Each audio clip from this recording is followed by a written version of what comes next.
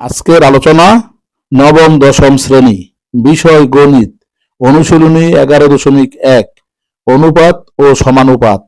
প্রশ্ন নং 11 দেওয়া আছে x সমান m+1 এর 3তম মূল এবং m-1 এর 3তম মূল।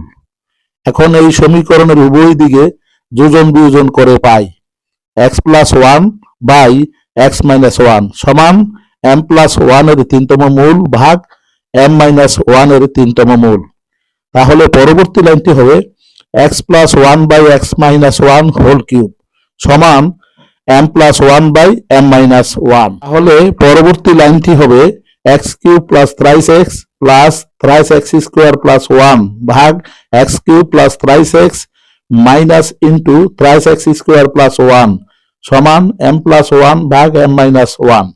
এখন এই সমীকরণের উভয় দিকে যোজন বিয়োজন করে পাই x cube plus thrice X ভাগ থ্রাইস এক্স স্কোয়ার প্লাস 1 সমান m/1।